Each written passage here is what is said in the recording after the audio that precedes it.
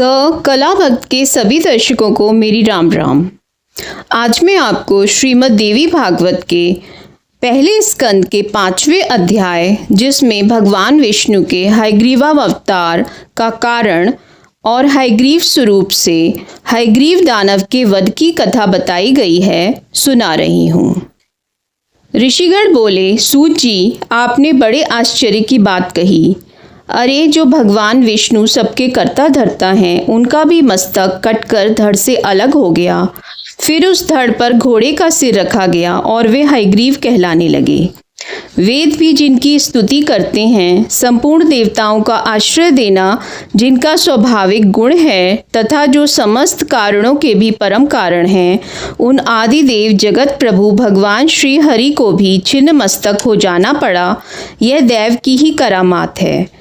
परंतु महामते, ऐसी घटना कैसे घट गई, इसे शीघ्र विस्तार पूर्वक कहने की कृपा कीजिए।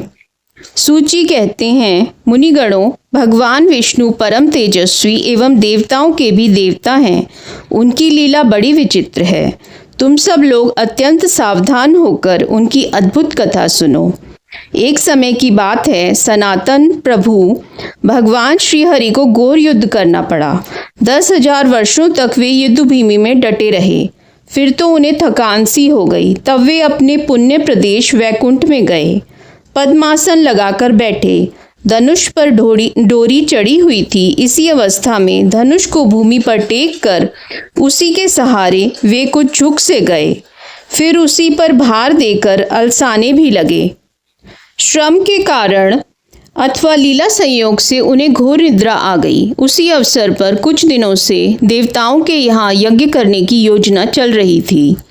इंद्र, ब्रह्मा, शंकर आदि सभी देवता यज्ञ करने में तत्पर होकर भगवान श्री हरि से मिलने वैकुंठ में गए। देवताओं का कार्य निर्विघ्न चलता रहे, यही उस यज्ञ का उद्देश्य था। वहाँ उन्हें यज्ञेश्वर भगवान विष्णु का दर्शन नहीं मिला। फिर तो ध्यान द्वारा पता लगाकर वे जहाँ भगवान विराजमान थे वहाँ पहुँच गए। देखा, परम प्रभु भगवान श्री हरि योग निद्रा के अधीन होकर अचेत से पड़े हैं। तब वे देवता लोग वहीं ठहर गए। जब भगवान की निद्रा भंग न हुई, तब वे देवता अत्यंत चिंतित हो गए। ऐसी स्थिति में इंद्र ने प्रधान देवताओं को संबोधित करके कहा, अब क्या करना चाहिए? देवताओं, आप स्वयं विचार करें। भगवान विष्णु को कैसे जगाया जाए? तब भगवान शंकर ने कहा, देवताओं, यद्यपि किसी की निद्रा भंग करना निषिद्ध आचरण है, फिर भी यज्ञ का कार्य संपन्न करने के लिए तो इन्हें जगा ही देना चाहिए।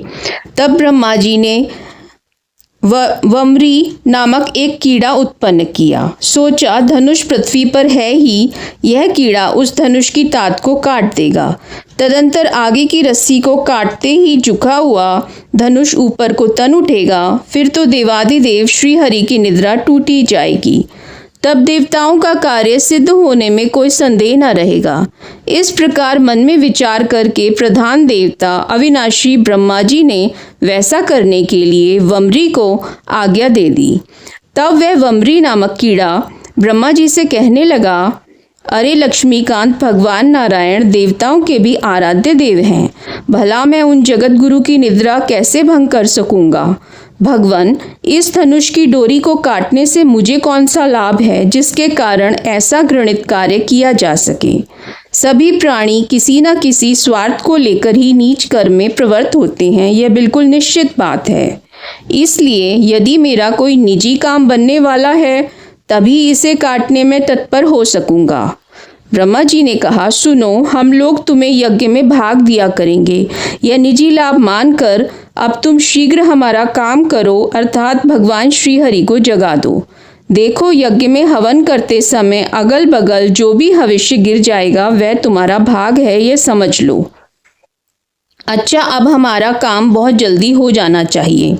सूत जी कहते हैं, इस प्रकार ब्रह्मा जी के कहने पर उसी क्षण वम्री ने प्रत्यंचा को, जो नीचे भूमि पर थी, खा लिया। फिर तो धनुष बंधन मुक्त हो गया। प्रत्यंचा कटते ही दूसरी ओर की डोरी भी वैसे ही ढीली पड़ गई। उस समय बड़े जोर से भयंकर शब्द हुआ, जिससे देवता भयभीत हो उठे। चारों ओर अंधकार छा गया। सूर्य की प्रभा क्षीण हो गई। फिर तो सभी देवता घबराकर सोचने लगे, अहो, ऐसे भयंकर समय में पता नहीं क्या होने वाला है। ऋषियों समस्त देवता यूं सोच रहे थे, इतने में पता नहीं भगवान विष्णु का मस्तक कुंडल और मुकुट सहित कहाँ उड़कर चला गया। कुछ समय के बाद जब घोर अंधकार शांत हुआ, तब भगवान शंकर और ब्रह्मा जी ने देखा श्री हरि का श्री विग्रह बिना मस्तक के पड़ा हुआ है।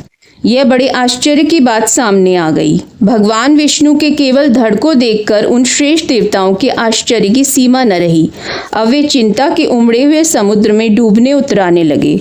अत्यंत दुखी होकर उनकी आंखें जल बरसाने लगीं। वे विलाप करने लगे, हा नाथ, आप तो देवताओं के भी आराध्य देव एवं सनातन प्रभु हैं, फिर भगवान संपूर्ण देवताओं को निष्प्राण करने वाली यह कैसी दैवी विचित्र घटना घट गई। ब्रह्मा जी ने कहा, काल भगवान ने जैसा विधान रच रखा है वैसा अवश्य ही होता है। यह बिल्कुल असंदिग्ध बात है। जैसे बहुत पहले काल की प्रेरणा से भगवान शंकर ने मेरा ही मस्तक काट दिया था, उसी तरह आज भगवान विष्णु का भी मस्तक धड़ से अलग होकर समुद्र में जा गिरा है। शचीपति देवराज इंद्र के हजारों भग हो गए। उन्हें दुखी होकर स्वर्ग से गिर जाना पड़ा और मानसरोवर में जाकर वे कमल पर रहने लगे। अतएव तुम्हें बिल्कुल शोक नहीं करना चाहिए। तुम सभी उन सनातनमयी विद्या स्वरूपिणी महामाया का चिंतन करो। वे प्रकृतिमयी भगवती निर्गुण स्वरूपिणी एवं सर्वोपरि विराजमान हैं। अब वे ही हमारा कार्य सिद्ध करेंगी। वे जगत को धारण करती हैं, उनका नाम ब्रह्म विद्या भी है। सब प्राणी उन्हीं की संतान हैं। त्रिलोकी में चर और अचर जितने प्राणी हैं, सब में वे विराजमान हैं। सूची कहते हैं, फिर ब्रह्मा जी ने वेदों को जो सामने देह धारण करके उपस्थित थे आज्ञा दी। ब्रह्मा जी ने कहा, ब्रह्म विद्या स्वरूपिणी भगवती जगदम्बिका परम आराध्या हैं। उन सनातनी देवी के अंगों का साक्षात्कार होना कठिन है। वे भगवती महामाया संपूर्ण कर्मों को सिद्ध कर देती हैं, अतः तुम लोग उनकी स्तुति करो। तदंतर सुंदर शरीर धारण करने वाले वेद ब्रह्मा जी का कथन सुनकर उन भगवती का जो ज्ञान गम्या हैं, महामाया नाम से प्रसिद्ध हैं तथा जिन पर संपूर्ण जगत अवलंबित है, स्तवन करने लगे। वेद बोले, देवी आप महामाया हैं, जगत की सृष्टि करना आपका स्वभाव है। आप कल्याण में विग्रह धारण करने वाली एवं प्राकृतिक गुणों से रहित हैं। अखिल जगत आपका शासन मानता है तथा भगवान शंकर के आप मनोरथ पूर्ण किया करती हैं। माता, आपके लिए नमस्कार है। संपूर्ण प्राणियों को आश्रय देने के लिए आप पृथ्वी स्वरूपा हैं। प्राणधारियों के प्राण भी आप ही हैं। धी, श्री, कांति, क्षमा, शांति, श्रद्धा, मेधा, धृति और स्मृति, ये सभी आपके नाम हैं।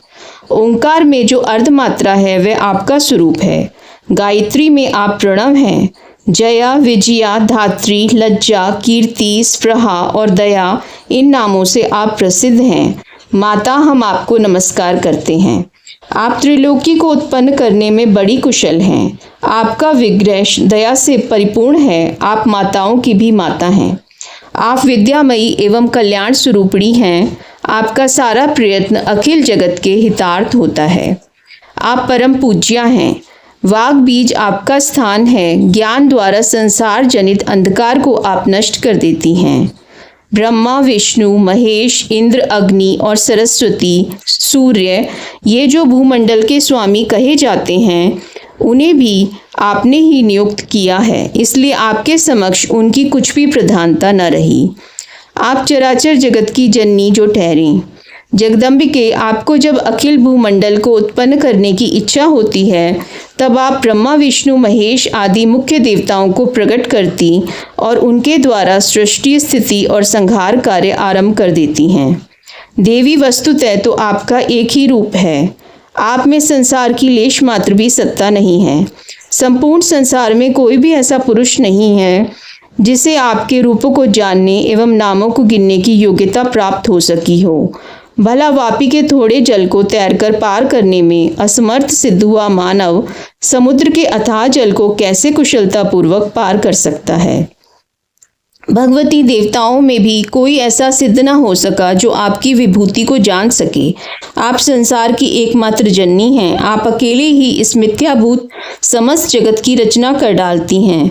देवी, इस जगत के मिथ्यात्व में श्रुति वचन ही प्रमाण हैं। देवी, आश्चर्य तो यह है कि इच्छा रहित होते हुए भी आप अखिल जगत की उत्पत्ति में कारण हैं। आपका यह अद्भुत चरित्र हमारे मन को मोह में डाल रहा है। जब सारी श्रुतियाँ आपके गुणों एवं प्रभाव को जानने में असमर्थ रहीं, तब हम उन्हें कैसे जान सकते हैं। अधिक क्या कहें, अपने परम प्रभाव को आप स्वयं भी नहीं जानती। कल्याणमयी जगदम्बिके, भगवान श्री विष्णु का मस्तक धड़ से अलग हो गया है। क्या आप इसे नहीं जानती अथवा जानकर भी उनके प्रभाव की परीक्षा करना चाहती हैं। इस समय श्री हरि मस्तक विहीन हो गए हैं। यह बात महान आश्चर्यजनक एवं साथ ही असीम दुखप्रद भी सिद्ध हो रही है। अब हम यह नहीं जान सकते कि आप जन्म मरण के बंधन को काटने में कुशल होते हुए भी श्री विष्णु के मस्तक को जोड़ने में विलंब क्यों कर रही हैं। जगदम्बिके, आपका यह लीला वैभव अब हमारी समझ से बाहर है। अथवा युद्ध भूमि में देवताओं से हार जाने पर दैत्यों ने पावन तीर्थों में जाकर कोई घोर तप किया है और आप उन्हें वर दे चुकी हैं, जिसके फलस्वरूप भगवान विष्णु का मस्तक अलक्षित हो गया। या अब आप श्रीहरि को मस्तकहीन देखने का ही आनंद लूटना चाहती हैं। जगदम्बिके, आप लक्ष्मी पर कुपित तो नहीं हो गईं, क्योंकि उनको आप भगवान विष्णु से रहित देखना चाहती हैं। माना यदि लक्ष्मी ने अपराध ही कर दिया हो, तब भी तो आपको क्षमा कर देना चाहिए, क्योंकि वे भी आपसे ही प्रकट हुई हैं। अतः श्री हरि को पुनः मस्तक प्रदान करके लक्ष्मी को प्रसन्न करने की कृपा कीजिए। देवी, ये सुरगण आपको निरंतर नमस्कार कर रहे हैं। आपके जगत सृजनमय कार्य की व्यवस्था के ये प्रधान सदस्य हैं। आपकी कृपा से इन्हें प्रतिष्ठा भी प्राप्त हो चुकी है। अब आप अखिल लोक नायक भगवान विष्णु को प्राणदान करके शोक रूपी समुद्र से इन देवताओं का उद्धार करने की कृपा कीजिए। माता, पहले तो यह हम नहीं जानते कि श्री हरि का मस्तक चला कहाँ गया है। यह तो बिल्कुल निश्चित है कि आपकी कृपा के बिना और कोई उपाय नहीं है। देवी, आप जैसे अमृत पिलाकर देवताओं को जीवित करने में निपुण हैं, वैसे ही अब जगत को भी जीवित रखना आपका कर्तव्य है। सूत जी कहते हैं, इस प्रकार जब अंगों उपांगों सहित वेदों ने जब भगवती जगदम्बिका का स्तवन किया, तब वे गुणातीता मायामयी देवी अत्यंत प्रसन्न हो गईं। फिर तो देवताओं को लक्ष्य करके आकाशवाणी होने लगी। प्रत्येक वाणी कल्याणमयी थी, सभी शब्दों में सुख भरा था। वह वाणी इस प्रकार थी, देवताओं, अब तुम्हें चिंता करने की आवश्यकता नहीं है। शांतचित्त होकर अपने स्थान पर विराजमान हो जाओ। वेदों ने भली भांति मेरी स्तुति की है, अतः मेरी प्रसन्नता में किंचित भी संदेह नहीं रहा।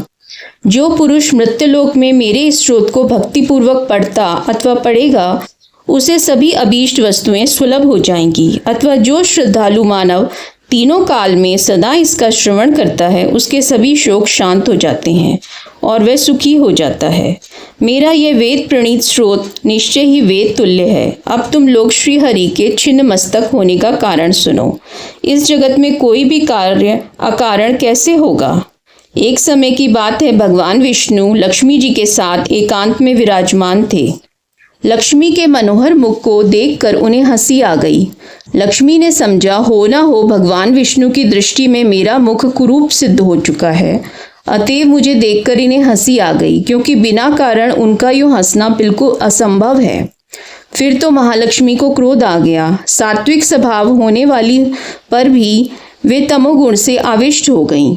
श्री महालक्ष्मी के शरीर में भयंकर तामसी शक्ति का जो प्रवेश हुआ, उसका भी भावी परिणाम वस्तुतः देवताओं का कार्य सिद्ध करना था। वे अत्यंत व्याकुल हो गईं। तब झट से उनके मुंह से निकल गया, तुम्हारा यह मस्तक गिर जाए। इसी से इस समय इनका सिर क्षीर समुद्र में लहरा रहा है। देवताओं, इसमें कुछ कारण दूसरा भी है। वह यही है कि तुम लोगों का एक महान कार्य सिद्ध होने वाला है। यह बिल्कुल निश्चित बात है। हयग्रीव नामक एक दैत्य हो चुका है। उसकी विशाल भुजाएं हैं और वह बड़ी ख्याति पा चुका है। सरस्वती नदी के तट पर जाकर उसने महान तप किया। वह मेरे एकाक्षर मंत्र माया बीज का जप करता रहा। बिना कुछ खाए ही जप करता था। उसकी इंद्रियां वश में हो चुकी थी। सभी भोगों का उसने त्याग कर दिया था। संपूर्ण भूषणों से भूषित जो मेरी तामसी शक्ति है, उसी शक्ति की उसने आराधना की। वह दैत्य 1000 वर्ष तक ऐसा कठिन तप करता रहा। तब मैं ही तामसी शक्ति के रूप में सजकर उसके पास गई और जैसे रूप का वह ध्यान कर रहा था, ठीक उसी रूप में मैंने उसे दर्शन दिए। मैं सिंह पर बैठी थी, सर्वांग दया से ओतप्रोत थे। मैंने कहा, महाभाग वर मांगो। सुव्रत, तुम्हें जो इच्छा हो मैं उसे देने को तैयार हूँ। मुझ देवी की ऐसी बात सुनकर वह दानव प्रेम से विभोर हो उठा। उसने तुरंत मेरी प्रदक्षिणा की और चरणों में मस्तक झुकाया। मेरे इस रूप को देखकर उसके नेत्र प्रेम से पुलकित हो उठे और आनंद के आंसुओं से भर गए। फिर तो वह मेरी स्तुति करने लगा। हयग्रीव बोला, कल्याणमयी देवी, आपको नमस्कार है। आप महामाया हैं। सृष्टि, स्थिति और संहार करना आपका स्वाभाविक गुण है। भक्तों पर कृपा करने में आप बड़ी कुशल हैं। मनोरथ पूर्ण करना और मुक्ति देना आपका मनोरंजन है। पृथ्वी, जल, तेज, वायु और आकाश तथा इनके गुण, गंध, रस, रूप, स्पर्श एवं शब्द, इन सब का कारण आप ही हैं। महेश्वरी, नासिका, त्वचा, जीवा, नेत्र और कान आदि इंद्रियां तथा इनके अतिरिक्त भी जितनी कर्मेंद्रियां हैं, वे सब आपसे ही उत्पन्न हुई हैं। भगवती ने कहा, तुमने बड़ी अद्भुत तपस्या की है। मैं तुम्हारी भक्ति से भली भांति प्रसन्न हूँ। तुम अपना अभिलषित वर मांगो। तुम्हें जो भी इच्छा हो मैं देने को तैयार हूँ। हयग्रीव बोला, माता, जिस किसी प्रकार भी मुझे मृत्यु का मुख न देखना पड़े, वैसा ही वर देने की कृपा कीजिए। मैं अमर योगी बन जाऊं। देवता और दानव कोई भी मुझे ना जीत सके। देवी ने कहा, देखो, जन्मे हुए की मृत्यु और मरे हुए का जन्म होना बिल्कुल निश्चित है। भला ऐसी सिद्ध मर्यादा जगत में कैसे व्यर्थ की जा सकती है। राक्षस राज, मृत्यु के विषय में तो ऐसी ही बात पक्की समझ लेनी चाहिए। अतः मन में सोच विचार कर जो इच्छा हो वर मांगो। हयग्रीव बोला, अच्छा, तो हयग्रीव के हाथ से ही मेरी मृत्यु हो। मुझे दूसरा कोई न मार सके। बस अब मेरे मन में यही अभिलाषा है। इसे पूर्ण करने की कृपा करें। देवी ने कहा, महाभाग, अब तुम घर जाओ और आनंद पूर्वक राज्य करो। यह बिल्कुल निश्चित है, हयग्रीव के सिवा दूसरा कोई तुम्हें नहीं मार सकेगा। इस प्रकार उस दानव को वर देकर तामसी देवी अंतर्ध्यान हो गईं और वह दैत्य भी असीम आनंद का अनुभव करते हुए अपने घर चला गया। वही पापी इन दिनों मुनियों और वेदों को अनेक प्रकार से सता रहा है। त्रिलोकी में कोई भी ऐसा नहीं है जो उस दुष्ट को मार सके। अतएव इस घोड़े का सुंदर सिर उतार कर श्री विष्णु के धड़ से जोड़ दिया जाएगा। यह कार्य ब्रह्मा जी के हाथ से संपन्न होगा। तदंतर वे ही भगवान हयग्रीव देवताओं के हित साधन के लिए उस दुष्ट एवं निर्दयी दानव के प्राण हरेंगे। सूची कहते हैं, देवताओं से यूं कहकर वह आकाशवाणी शांत हो गई। फिर तो देवता आनंद से विवल हो उठे। उन्होंने दिव्य शिल्पी ब्रह्मा जी से कहा। देवता बोले, भगवान श्री विष्णु के मस्तकहीन शरीर पर सिर जोड़ना रूप महत् कार्य संपन्न करने की कृपा करें। तभी भगवान हयग्रीव बनकर इस दानवराज का संहार करेंगे। सूची कहते हैं, देवताओं की बात सुनकर ब्रह्मा जी ने उसी क्षण सुरगण के सामने ही तलवार से घोड़े का मस्तक उतार लिया। साथ ही तुरंत उसे भगवान के शरीर पर जोड़ने की व्यवस्था संपन्न कर दी। फिर तो भगवती जगदम्बिका की कृपा प्रसाद से उसी क्षण भगवान विष्णु का हयग्रीवावतार हो गया। वह दानव बड़ा ही अभिमानी था। देवताओं से उसकी घोर शत्रुता थी। अवतार लेने के पश्चात कितने समय तक भगवान उसके साथ युद्ध भूमि में डटे रहे। तब कहीं जाकर उसकी मृत्यु हुई। मृत्युलोक में रहने वाले जो पुरुष इस पुण्यमयी कथा को सुनते हैं, वे संपूर्ण दुखों से मुक्त हो जाते हैं। यह बिल्कुल निश्चित बात है। भगवती महामाया का चरित्र परम पवित्र एवं पापों का संहार करने वाला है। उसे जो पढ़ते और सुनते हैं, उन्हें संपूर्ण संपत्तियां सुलभ हो जाती हैं। अध्याय 5 संपूर्णम।